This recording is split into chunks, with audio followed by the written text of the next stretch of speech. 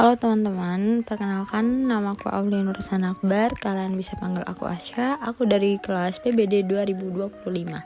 Di sini aku akan menjelaskan mengenai konsep belajar melalui mind mapping yang aku bikin. Jadi untuk yang pertama, pengertian belajar. Sebenarnya apa sih belajar itu? Jadi menurut De Howard et al. Di tahun 2013, belajar merupakan perubahan potensial perilaku yang muncul akibat pengalaman. Jadi maksudnya ketika ada orang yang merubah perilaku karena suatu pengalaman, itu bisa disebut dengan pembelajaran atau belajar menurut si De Howard di tahun 2013 gitu. Nah, apa sih tujuannya? Nah, tujuan dari konsep pembelajaran ini adalah untuk memahami prinsip faktor yang mempengaruhi pembelajaran sehingga dapat menciptakan pembelajaran yang efektif begitu. Lalu lanjut, di sini ada prinsip belajar. Menurut Merrill di tahun 2022, pembelajaran efektif harus yang pertama ada berpusat pada masalah nyata.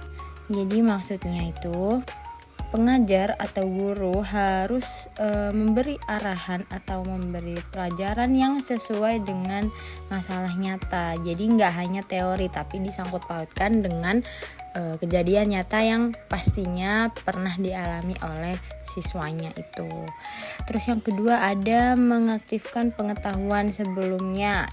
Terus ada mendemonstrasikan pengetahuan baru, memberikan kesempatan aplikasi, dan memberi integrasi ke kehidupan nyata.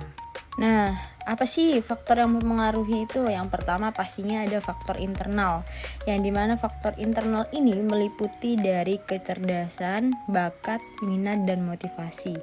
Lalu yang kedua ada faktor eksternal, meliputi keadaan keluarga, keadaan sekolah, lingkungan masyarakat. Hal ini tertulis pada jurnal dari Arnita dan Deti di tahun 2017. Maksudnya gimana sih dari faktor internal ini? Gini, untuk bakat, minat, dan motivasi itu emang benar dari diri atau dari dalam siswa, yang dimana ketika siswa itu menyukai atau memiliki bakat terhadap pembelajaran tersebut, maka rasa ingin tahunya itu akan lebih meningkat dibandingkan anak yang kurang suka atau kurang minat terhadap pembelajaran tersebut gitu. Lalu untuk motivasi ini bisa muncul ketika motivasi yang diberikan dari diri sendiri, kayak semisal aku harus bisa nih, aku pasti bisa. Nah, itu salah satu faktor internal yang mempengaruhi pembelajaran itu tadi. Lalu untuk faktor eksternalnya maksudnya gimana sih?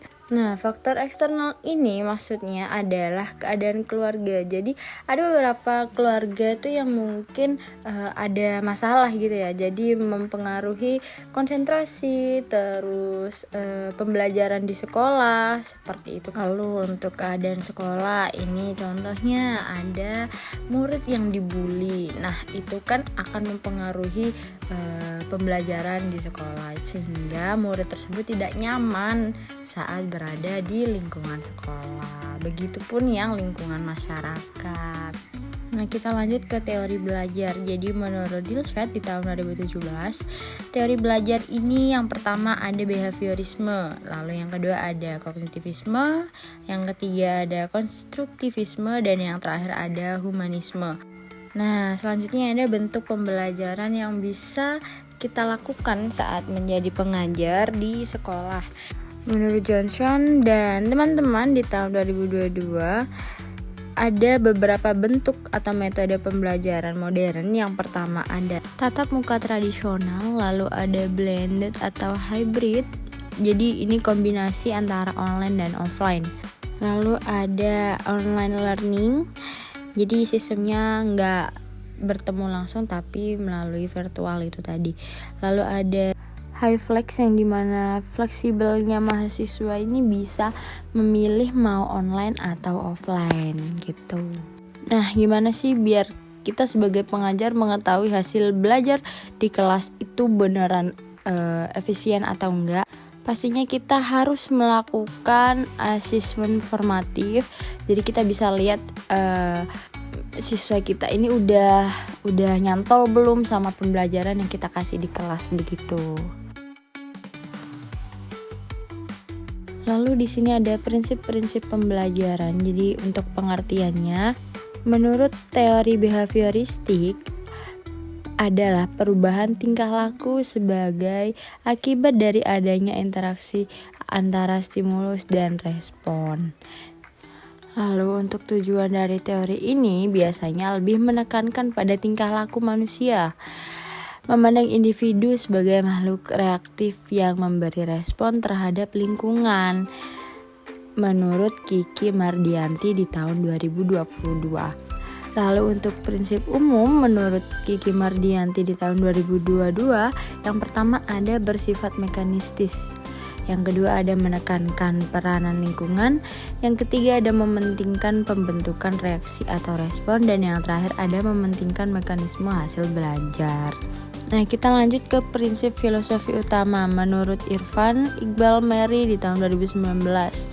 Yang pertama ada manusia adalah bintang yang sangat berkembang dari manusia belajar dengan cara yang sama seperti yang telah dilakukan bintang lainnya. Yang kedua ada pendidikan adalah proses perubahan perilaku. Yang ketiga ada peran guru adalah menciptakan lingkungan pembelajaran yang efektif.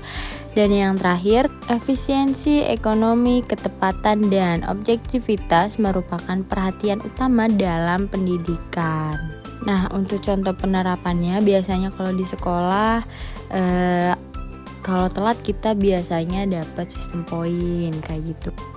Terus ada hukuman juga, terus ada guru yang biasanya suka ngasih pujian yang bikin kita sebagai siswa menjadi semangat seperti itu. Lalu untuk contoh di rumah nih, biasanya ibu memberi reward ketika anak mendapatkan nilai yang memuaskan kayak gitu. Terus yang kedua ada memberi hukuman ketika anak tidak patuh atau tidak nurut. Lalu di sini ada kelemahan dan kelebihan. Jadi untuk kelebihan sendiri dapat membiasakan guru untuk bersikap jeli dan peka terhadap situasi dan kondisi di sekitarnya. Lalu untuk kekurangannya, tidak semua pelajaran dapat menggunakan teori ini. Bahkan bisa juga murid dipandang pasif, atau jika penerapan yang salah bisa membuat siswa merasa tidak nyaman begitu.